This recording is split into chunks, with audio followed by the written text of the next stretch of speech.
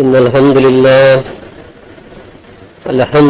نحمده ونستعينه ونستغفره ونؤمن به ونتوكل عليه ونعوذ بالله من شرور أنفسنا ومن سيئات أعمالنا من يهده الله فلا مضل له ومن يضلل فلا هادي له وأشهد أن لا إله إلا الله وحده لا شريك له وأشهد أن محمدا عبده ورسوله أما بعد فإن خير الحديث كتاب الله وخير الهدي هدي محمد صلى الله عليه وسلم وشر الأمور محدثاتها وكل محدثة بدعة وكل بدعة ضلالة وكل ضلالة في النار. أعوذ بالله السميع العليم من الشيطان الرجيم. بسم الله الرحمن الرحيم. رب اشرح لي صدري ويسر لي أمري واحلل عقدة من لساني يفقهوا قولي. ربي زدني علما. قال الله تعالى في القرآن المجيد والفرقان الحميد. بسم الله الرحمن الرحيم. يا أيها الذين آمنوا اتقوا الله حق تقاته ولا تموتن إلا وأنتم مسلمون. يا أيها الناس اتقوا ربكم الذي خلقكم من نفس واحدة وخلق منها زوجها وبث منهما رجالا كثيرا ونساء واتقوا الله الذي تساءلون به والأرحام إن الله كان عليكم رقيبا. يا أيها الذين آمنوا اتقوا الله وقولوا قولا سديدا يصلح لكم أعمالكم ويغفر لكم ذنوبكم ومن يطع الله ورسوله فقد فاز فوزا عظيما. وما قدر الله حق قدره. سب طرح کی تعریف کائنات کا رب العالمین ہے، صرف اکیلا ہے، اس کے سوا کوئی عبادت کے لائق نہیں ہے.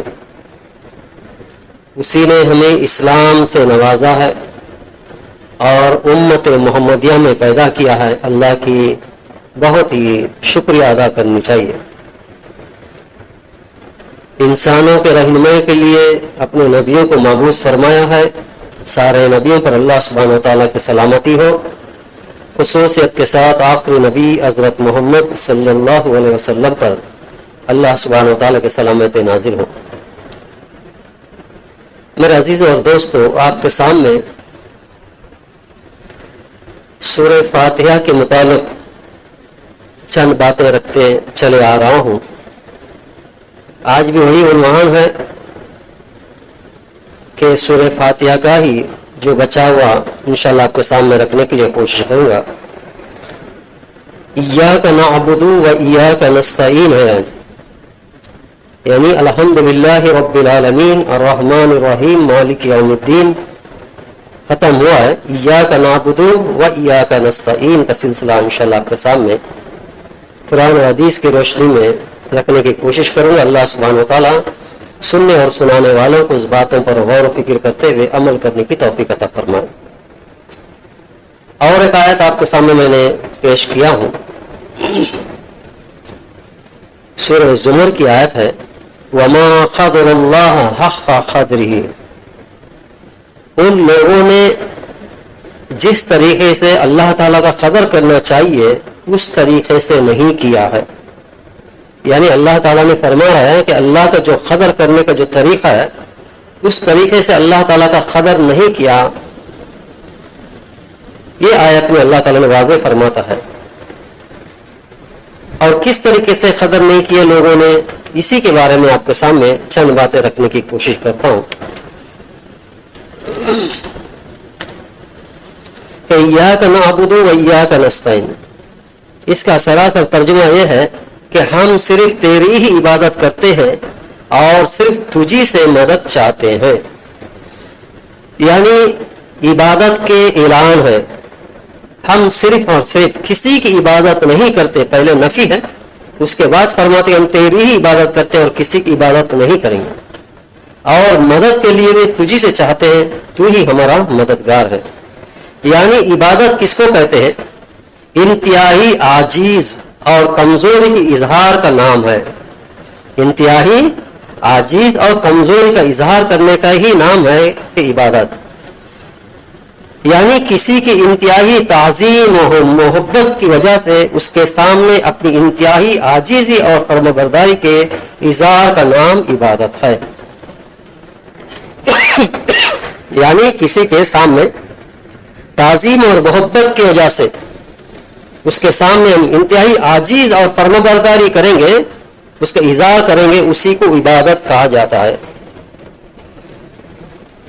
اور ڈاکٹر منی غلام مرتضی رحمۃ اللہ علیہ فرماتے ہیں اس کے بارے میں، اگر انتہائی درجے کی محبت اور انتہائی درجے کی اطاعت مل جائے، محبت اور اطاعت مل جائے تو عبادت بن جاتی ہے. یعنی محبت بھی ہو اور اطاعت بھی ہو، یہ دو چیز ملنے کے بعد ہی عبادت میں شمار ہو جاتی ہے. یعنی بعض سلف کا قول ہے کہ سارے قرآن کا راز، یعنی قرآن مجید کی پوری راز سورہ فاتحہ ہے، اور پوری سورہ فاتحہ کا راز اس آیت کے اندر میں چھپا ہوا ہے. یعنی پورا قرآن کا مغز جو ہے سورہ فاتحہ میں چھپا ہوا ہے. سورہ فاتحہ کے اندر ایاک نعبد و ایاک نستعین جو ہے، اس کے اندر میں یہ ایک راز پوری چھپی ہوئی ہے. کیونکہ آیت کے پہلے حصے میں شرک سے بیزارگی کا اعلان ہے، پہلے حصے میں شرک کی بیزارگی، ایاک نعبد. دوسرے جملے میں اپنی طاقتوں اور قوتوں کی کمال کا انکار ہے، ہمیں عاجزی ہو گئے، اور اللہ عز و جل کی طرف سے اپنے تمام کاموں کی سپرد کر دیا ہے. یعنی پورے سے پورے کام اللہ کے سپرد ہم کر دیا ہے. یعنی اظہار کیا ہے کہ ہم کمزور ہیں، تو تجھی سے ہم مدد چاہتے ہیں، یعنی تیری عبادت کرتے اور تجھی سے مدد چاہتے. ہر قسم کی عبادت صرف اللہ تعالیٰ کے لیے ہی، خواہ قولی ہو، قلبی ہو یا بدنی ہو اور مالی ہو، ہر طرح کی عبادت صرف اللہ تعالیٰ کو ہی کرنی چاہیے.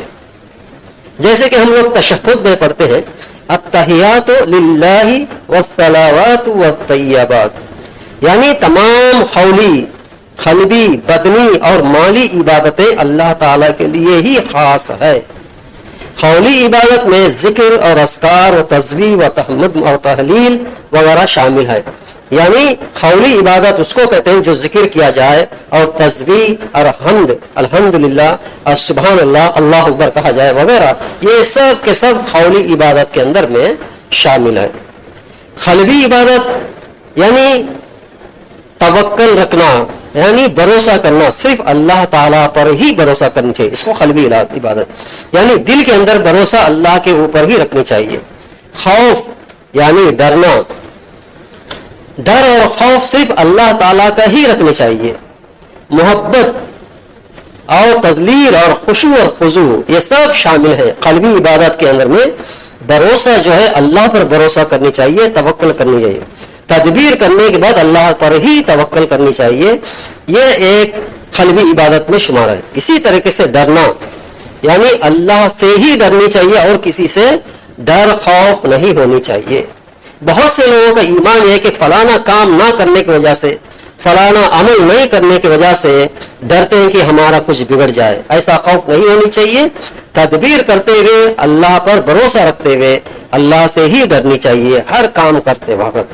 اسی کو توکل کے بعد خوف کا درجہ آتا ہے. اور اللہ تعالیٰ نے جس طریقے سے ڈرنے کا حکم دیا ہے اس طریقے سے ڈرنا چاہیے. اتقوا اللہ، اللہ سے ڈرنے کا جو حکم ہے اسی طریقے سے ڈرنی چاہیے اللہ تعالیٰ سے، اور کسی سے نہیں ڈرنی چاہیے.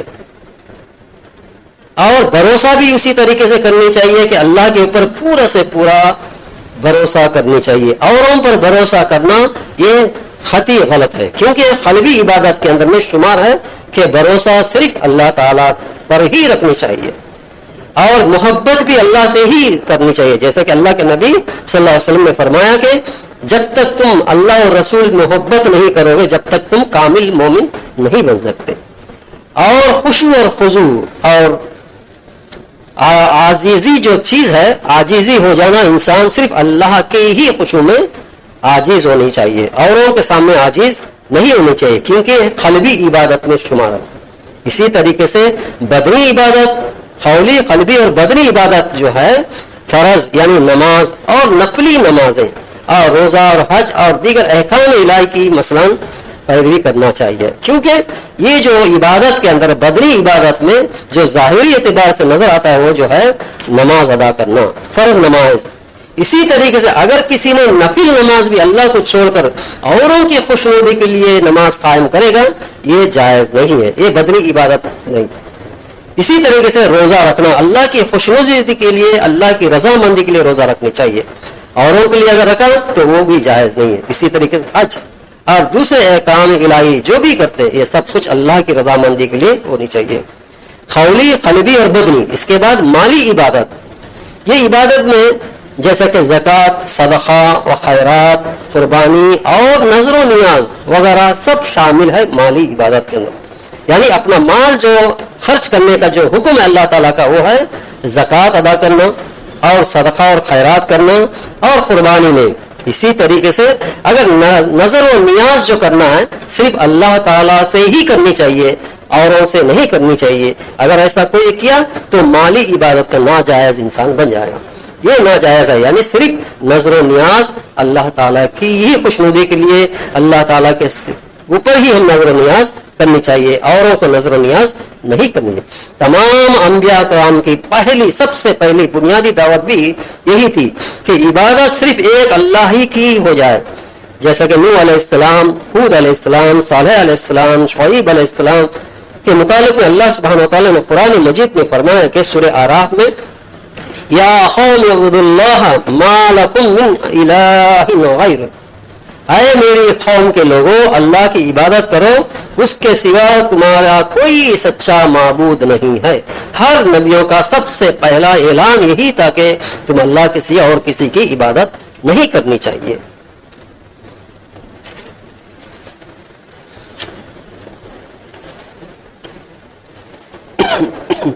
ہر طرح کی عبادت صرف اللہ تعالیٰ کے ہی لیے خاص ہونی چاہیے، جو عبادت کرتے ہیں وہ عبادت بھی خاص ہونی چاہیے۔ اللہ سبحانہ وتعالیٰ نے سورہ بقرہ میں یوں فرمایا کہ یا ایھا الناس اعبدوا ربکم الذی خلقکم والذین من قبلکم لعلکم تتقون، اے لوگوں اپنے اس رب کی عبادت کرو جس نے تمہیں اور تم سے پہلے کے لوگوں کو پیدا کیا ہے، یہی تمہارے لیے نجات ہے، یہی تمہارے لیے بہتر ہے۔ یعنی اللہ سبحانہ وتعالیٰ نے یہ آیت کے اندر میں سارے لوگوں کو مخاطب کرتے ہوئے فرمایا کہ اے لوگوں، چاہے وہ مسلمان ہو اور غیر مسلم ہو، کوئی بھی ہو، انسانوں کو مخاطب ہے یا ایھا الناس، اے لوگوں اپنے اس رب کی عبادت کرو۔ رب کا مطلب پالنے والا، پوسنے والا اور حکم بردار اور چلانے والا عبادت کے لائق ہے۔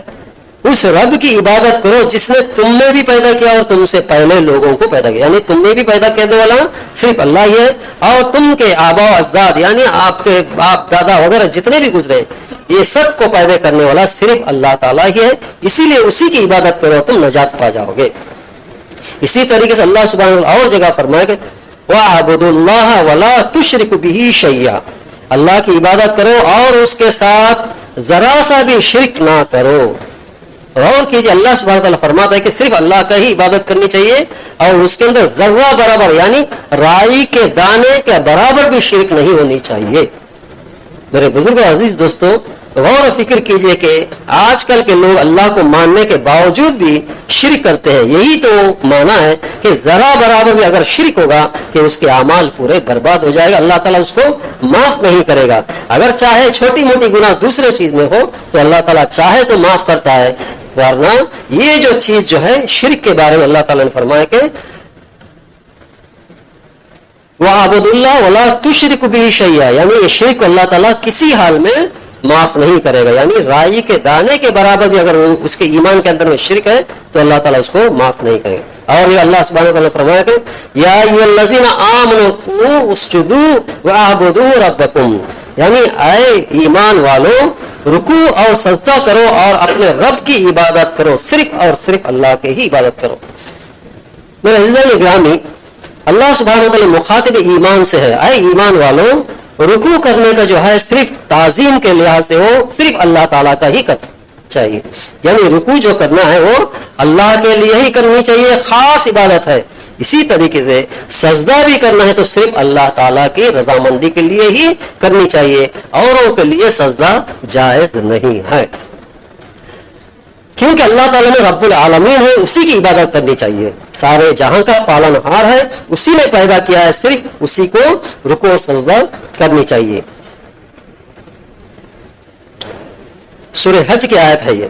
اور اس کے بعد اللہ سبحانہ وتعالی نے فرمایا کہ وَأَنِ اعْبُدُونِي هَذَا صِرَاطٌ مُسْتَقِيمٌ، میری عبادت کرو اور یہی صراط مستقیم ہے۔ اللہ سبحانہ وتعالی فرماتا ہے کہ صراط مستقیم جو جنت میں جانے کا راستہ آپ کو ملے گا، صرف اسی حال میں ملے گا جب عبادت صرف میری کرو گے، اوروں کے کرو گے تو اللہ تعالیٰ صراط مستقیم اس کو نصیب نہیں فرمائے گا۔ اور جگہ پر ہے وَقَضَىٰ رَبُّكَ أَلَّا تَعْبُدُوا إِلَّا إِيَّاهُ، اور تیرے پروردگار نے فیصلہ کر دیا کہ اس کے سوا کسی کو نہ پوچھو۔ عزیزان گرامی، پوچھنے کا جو مسئلہ ہے کہ اللہ سبحانہ تعالیٰ سے ہی پوچھنی چاہیے، جیسا کہ اللہ کے نبی صلی اللہ علیہ وسلم نے فرمایا کہ جوتے کا تسمہ کیوں نہ ہو اللہ سے سوال کرو۔ یہ اللہ تعالیٰ، اللہ کے نبی صلی اللہ علیہ وسلم نے فرمایا، یعنی جو بھی ضرورت مند ہو تو اللہ تعالیٰ سے ہی سوال کرنی چاہیے۔ یہ جو پوچھنے کا جو ہے، منت کرنے کا جو ہے، جو مانگنے کا طریقہ جو ہے، اللہ سبحانہ تعالیٰ نے اس آیت کریمہ میں بتا دیا ہے۔ سورہ بنی اسرائیل کی آیت ہے یہ، وَقَضَىٰ رَبُّكَ أَلَّا تَعْبُدُوا إِلَّا إِيَّاهُ، اور تیرے پروردگار نے فیصلہ کر دیا کہ اس کے سوا کسی کو نہ پوچھے۔ انسان کی تخلیق کا مقصد بھی صرف یہی تو ہے عبادت کا۔ اللہ تعالیٰ انسان کو پیدا کرنے کا بھی یہی مقصد اللہ سبحانہ وتعالی نے سورہ حجرات میں فرمایا ہے کہ وَمَا خَلَقَتَ الْجِنَّ وَالْإِنسَ إِلَّا لِيَعْبُدُونَ، یعنی میں نے جن اور انسان کو صرف اور صرف اس لیے پیدا کیا کہ وہ میری عبادت کرے۔ اللہ کے علاوہ کسی غیر کی عبادت اور پرستش جائز نہیں ہے، قولی ہو یا بدنی ہو یا مالی ہو، کسی طریقے سے بھی اس کا جائز نہیں ہے۔ اللہ کے علاوہ کسی غیر کی عبادت اور پرستش جائز نہیں ہے، خواہ وہ ولی ہو یا نبی ہو، ان کی بھی عبادت جائز نہیں ہے۔ جیسا کہ قل انی نہیت ان اعبد الذین تدعون من دون اللہ قل لا تتبعوا اہواءکم قد ضلت اذا وما انا من المہتدین۔ یہ سورہ انعام کی آیت ہے، 6ویں سورہ کا آیت ہے یہ، کہ اللہ کے نبی صلی اللہ علیہ وسلم کو مخاطب کرتا اللہ سبحانہ و تعالیٰ، کہہ دیجئے اے محمد صلی اللہ علیہ وسلم، کہہ دیجئے کہ مجھے اس بات کی ممانعت کی گئی، یعنی منع کی گئی ہے میں ان کی عبادت کروں جن کو تم نے اللہ کے علاوہ پکارتے ہو۔ یعنی اللہ کے نبی صلی اللہ علیہ وسلم کو اللہ تعالیٰ نے مخاطب فرمانا ہے، کہہ دیجئے ان لوگوں سے کہ میں ان کی عبادت کروں جن کو تم لوگوں نے اللہ کے سوا اوروں کو پکارتے ہو۔ یہاں پر پکارنے کا آیا ہے، یعنی اللہ کے سوا اوروں کو پکارنا یہ جائز نہیں ہے۔ کہہ دیجئے کہ میں تمہاری خواہشوں پر نہیں چلتا۔ کہہ دیجئے اے محمد صلی اللہ علیہ وسلم، ان لوگوں کی خواہشات ہے کہ ان کی بھی جو پکارتے ہیں ان کی بھی عبادت کیا جائے، یہ نہیں ہونی چاہیے۔ بے شک ایسا کرنے کی صورت میں گمراہ ہو جاؤں گا اور میں ہدایت پانے والوں میں نہ رہوں گا۔ یہ اللہ کے نبی صلی اللہ علیہ وسلم یہ اعلان کرنے کا اللہ تعالیٰ نے حکم دے دیا کہ کہہ دیجئے کہ مجھے اس بات کی ممانعت کی گئی، یعنی منع کیا گیا ہے کہ میں نے ان کی عبادت کرو جن کو تم نے اللہ کے علاوہ پکارتے ہو، جن جن لوگوں کو تم پکارتے ہو اس کو کرنے سے اللہ تعالیٰ مجھے منع کیا۔ کہہ دیجئے اے میں تمہاری خواہشوں پر نہیں چلتا، یعنی مکے کے کافروں کا خواہش یہ تھا کہ چند دن ان بتوں کی عبادت کیا جائے، چند دن اللہ کی عبادت کیا جائے۔ ان لوگوں کے ایگریمنٹ کرنے والے تھے، لیکن اس سے منع کیا گیا کہ ایسا نہیں۔ کہہ دی کہ میں تمہاری خواہشوں پر نہیں چلتا، بے شک ایسا کرنے کی صورت میں اگر میں ایسا کروں گا تو گمراہ ہو جاؤں گا، میں ہدایت پانے والوں میں سے نہ رہوں گا۔ اور جب اللہ سبحانہ و تعالی اللہ کے نبی صلی اللہ علیہ وسلم فرماتے ہیں کہ عبادت کے اندر میں دعا بھی ایک شمار ہے، جیسے کسی سے کچھ مانگنا جائے اس کی عبادت کے برابر ہے کسی سے مانگنا، اور اللہ کے ساتھ شریک بھی، جیسا کہ اللہ کے رسول صلی اللہ علیہ وسلم نے فرمایا دعا عبادت ہے۔ حضرت نعمان بن بشیر رضی اللہ عنہ فرماتے ہیں کہ رسول اکرم صلی اللہ علیہ وسلم نے فرمایا الدعاء هو العبادہ، یعنی دعا بھی ایک عبادت ہے، یعنی دعا کرنا بھی ایک عبادت میں شمار ہے۔ اسی لیے دعا کرو تو اللہ کے لیے ہی، اللہ سے ہی دعا مانگنی چاہیے، اوروں سے نہیں چاہیے۔ پھر رسول اکرم صلی اللہ علیہ وسلم نے اس آیت مبارک کو تلاوت کیا ہے، تمہارے پروردگار کا فرمان ہے کہ مجھ سے دعا کرتے رہو، میں تمہاری دعاؤں کو قبول کرتا ہوں۔ یقیناً جو لوگ میری عبادت سے منہ پھیرتے ہیں وہ عنقریب ذلیل ہو کر جہنم میں پہنچ جائیں گے۔ اللہ اکبر۔ یعنی دعا کرنا صرف اللہ تعالیٰ سے ہی دعا کرنی چاہیے، مانگنا جو ہے اللہ تعالیٰ سے حاجت روا کرنی چاہیے، مشکل کشا ماننی چاہیے، اوروں کو نہیں چاہیے۔ اگر ایسا کریں یقیناً جو لوگ اللہ کی عبادت چھوڑ کر اوروں کی طرف منہ پھیرتے ہیں تو عنقریب ایسے لوگ دنیا میں بھی ذلیل ہوں گے اور جہنم میں پہنچائے جائیں گے۔ یہ سورہ مومنون کی آیت ہے۔ یعنی عبادت کا انداز ایسا ہونا چاہیے، یعنی عبادت کرنے کا انداز کیسا ہونا چاہیے یہ بھی اللہ کے نبی صلی اللہ علیہ وسلم نے فرمایا۔ حضرت ابو ہریرہ رضی اللہ عنہ فرماتے ہیں کہ رسول اکرم صلی اللہ علیہ وسلم نے فرمایا، جبرائیل علیہ السلام نے عرض کیا، یعنی نبی کریم صلی اللہ علیہ وسلم سے سوال کریں جبرائیل علیہ السلام، جیسا کہ ایمان کیا ہے، اسلام کیا چیز ہے، احسان کیا ہے، قیامت کب آئے گی، یہ حدیث جبرائیل کہتے ہیں، اس میں کا ایک حصہ ہے۔ جبرائیل علیہ السلام نے عرض کیا، اے اللہ کے رسول صلی اللہ علیہ وسلم، احسان کس کو کہتے ہیں؟ تو آپ صلی اللہ علیہ وسلم نے فرمایا، احسان یہ ہے کہ تم اللہ تعالیٰ کی عبادت اس طرح کرو گویا تم اس کو دیکھ رہے ہو، اور اگر تم اس کو نہیں دیکھ رہے تو کم سے کم اتنا یقین رکھو کہ تم کو اللہ تعالیٰ دیکھ رہا ہے۔ یعنی عبادت ایسی ہونی چاہیے، اور عبادت اللہ تعالیٰ کا حق ہے جو کسی اور کو نہیں دینا چاہیے۔ جتنے بھی اقسام میں نے آپ کے سامنے پیش کیا ہوں یہ پورے سے پورے اللہ کا حق ہے، اور وہ حق میں کسی کو سازی نہیں کرنی چاہیے۔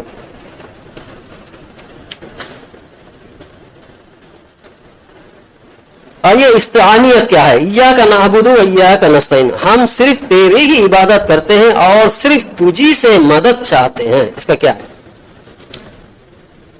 مدد کی نفی کی گئی ہے وہ یہ ہے کہ یعنی جہاں اسباب کی دنیا ختم ہو جاتی ہے ایسی مدد صرف اللہ تعالیٰ سے ہی کر سکتا ہے۔ مثلا کسی کو زندہ کرنا اور اولاد دینا، کسی کو مشکل کو دور کرنا، بیماری سے دور رکھنا اور وغیرہ وغیرہ جتنے بھی مسئلے یہ سب کچھ اللہ تعالیٰ سے ہی مانگنی چاہیے۔ جیسے کہ اللہ کے نبی صلی اللہ علیہ وسلم کے پاس کوئی آتے بیمار ہو کر تو اللہ تعالیٰ سے دعا کرتے کہ شفا کے لیے، اسی طریقے اسی کو بھی عبادت یعنی دعا کو بھی عبادت شمار کیا گیا ہے،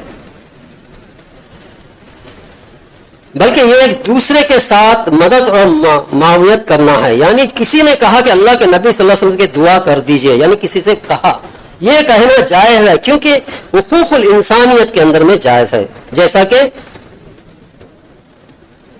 نیکی اور تقوی کے کاموں میں ایک دوسرے کی مدد کرو، یعنی زندے جو رہتے ہیں ان سے مدد چاہنا، جیسا کہ حضرت ابو ہریرہ مروی ہے کہ رسول اکرم صلی اللہ علیہ وسلم نے ایک طویل حدیث میں فرمایا کہ اور اللہ تعالیٰ بندے کی مدد میں لگا رہتا ہے جب تک کہ وہ اپنے بھائی کی مدد کرتا ہے، یعنی کسی بھائی کے لیے کوئی مدد کرتا ہے اس کے مدد میں اللہ تعالیٰ خود لگا رہتا ہے۔ یعنی کسی انسان کا مدد لینا یہ اور چیز ہے، نفی نہیں ہے۔ اگر اللہ کو چھوڑ کر اوروں کی طریقے سے اگر کرتا ہے تو غلط ہو جائے گا۔ جیسا کہ اللہ کے نبی صلی اللہ علیہ وسلم ابو بکر یا عمر سے کہتے ہیں کہ تم جب جاتے ہو عمرہ میں تو میرے بارے میں دعا میں یاد رکھو، یعنی اللہ کے نبی صلی اللہ علیہ وسلم خود کہتے ہیں کہ تمہاری دعا میں مجھے یاد رکھو۔ اس کا مطلب یہ نہیں کہ مدد کرنے کے لیے، یہ جو ہے اللہ سے مانگنے کا ایک طریقہ ہے۔ جیسے کہ مثال آپ کو نوح علیہ السلام نے جب کھڑے حالات میں اللہ تعالیٰ سے مدد طلب کری تو مدد کرنے کی بجائے اللہ تعالیٰ نے ارشاد فرما کے نوح کے اس وقت کو یاد کیجئے جبکہ اس نے اس سے پہلے دعا کی، ہم نے اس کی دعا قبول فرمائی اور اسے اور اس کے گھر والوں کو بڑا عذاب سے مشکل سے ہم نے نجات دے دی۔ اور جو لوگ ہماری آیتوں کو جھٹلا دیتے ہیں ان کے مقابلے میں ہم نے اس کو مدد کی، ان سے مدد کی۔ یقیناً وہ بزرگ تھے، یعنی وہ بہت بڑے اعلیٰ درجے تھے، سب کو جس نے ٹکرا دیا سب کو ہم نے ڈبو دیا۔ اسی طریقے سے مشکل حالات میں مشکل کشا کے لیے موسیٰ علیہ السلام نے اور ہارون علیہ السلام دونوں نے اللہ تعالیٰ سے مدد چاہی۔ یہ سب تفصیلات ہے، جیسے کہ رسول اکرم صلی اللہ علیہ وسلم کے بارے میں بات ہے، جنگ بدر میں اللہ تعالیٰ نے عین اس وقت تمہارے مدد فرمائی تھی جبکہ تم نہایت گری ہوئی حالات میں تھے۔ یعنی ہر نبیوں کو جب بھی تکلیف مصیبت آتی سب اللہ تعالیٰ سے ہی درخواست کرتے تھے۔ ایسا نہیں کہ ابو الامام جو ہے ابراہیم علیہ السلام، اگر اللہ اگر اللہ تعالیٰ اگر موقع دیتا تو اللہ کے نبی صلی اللہ علیہ وسلم خود ابراہیم علیہ السلام کے وسیلہ مانگ دیتے، لیکن اللہ کے نبی صلی اللہ علیہ وسلم اللہ سے ہی دعا کیے۔ ایوب علیہ السلام کے بارے میں آتا ہے، اسی طریقے سے یونس علیہ السلام کی، جتنے بھی پیغمبروں نے جو بھی دعا مانگی ان کے بزرگوں سے نہیں مانگی، صرف اللہ تعالیٰ سے ہی مدد مانگی۔ ایسے بہت سے قرآن آیت ہے، جیسے کہ یونس علیہ السلام مچھلی کے پیٹ میں دعا مانگی تو اللہ تعالیٰ سے ہی مانگی اور کسی کے ذریعہ نہیں مانگی۔ یہ سب جو ہے عبادت کے بارے میں، دعا کے بارے میں عبادت ہے، یہ سب ہم غور و فکر کرنی چاہیے کہ اللہ تعالیٰ نے جس طریقے سے عبادت کرنے کا حکم دیا ہے اسی طریقے سے ہم عبادت کریں تو اللہ تعالیٰ یقیناً ہمارا مدد کرے گا، یقیناً مدد کرے گا۔ اللہ سبحانہ وتعالیٰ ہم سب کو تکلیف اور مصیبت سے بچائے۔ اللہ تعالیٰ ہم سب کو صحیح عقیدے کے اوپر ایمان اور عمل کرنے کی توفیق عطا فرمائے۔ وآخر دعوانا ان الحمدللہ رب العالمین، سبحانک اللہم و بحمدک، اشہد ان لا الہ الا انت، استغفرک و اتوب الیک۔ السلام علیکم ورحمۃ اللہ وبرکاتہ۔ الحمدللہ والصلاة والسلام علی رسول کریم، اما بعد، فاعوذ باللہ السمیع العلیم من الشیطان الرجیم، بسم اللہ الرحمن الرحیم۔ اللہ کے نبی صلی اللہ علیہ وسلم نے فرمایا، میری قوم کے لوگ کسی اور کی قوم کی مشابہت کرے گا وہ انہی میں سے ہو جائے گا، یعنی کسی غیر قوم کا کوئی مشابہت کرے گا، ان کا عمل کو ہماری قوم کے لوگ جو بھی کریں گے انہی میں سے ہو جائے گا، اللہ کے نبی صلی اللہ علیہ وسلم نے فرمایا۔ اس حدیث کو آپ کے سامنے رکھنے کا مقصد یہ ہے کہ جو دسمبر 25 آ رہا ہے تو غیر قوم کا یعنی اسلام کو چھوڑ کر غیر مسلموں کا عقیدہ یہ ہے کہ 25 تاریخ کو عیسیٰ علیہ السلام نے پیدا ہوئے۔ ان لوگوں کا عقیدہ اور ایمان کیا ہے؟ دسمبر 25 کو عیسیٰ علیہ السلام نے پیدا ہوئے۔ حقیقت میں اس کی کوئی دلیل قرآن حدیث سے نہ آپ صلی اللہ علیہ وسلم نے فرمایا کہ ایسا۔ ہاں، ٹھنڈ کے موسم میں پیدا ہوئی اس کی ایک تاریخ ہے، لیکن اگر کسی نے مسلمان ہونے کے باوجود اگر اس کو مبارکبادی دے گا یعنی ہیپی کرسمس کہے گا، اس کا مطلب یہ ہے کہ عیسیٰ علیہ السلام کا پیدائش کا تصدیق کیا ہے۔ یہ حقیقت میں ایک مسلمان کو جائز نہیں ہے۔ اگر اس نے کہا تو خاموشی اختیار کرنا بہتر ہے، جیسے کہ اللہ کے نبی صلی اللہ علیہ وسلم کے سامنے کبھی بھی یہودی اور نصرانی آپ صلی اللہ علیہ وسلم کو سلام کرتے تھے، وعلیکم کہتے تھے، بس اتنا، یا تو واہل الہدا کہتے، اللہ تعالیٰ تمہیں ہدایت دے، اتنا ہی کہہ سکتے ہیں۔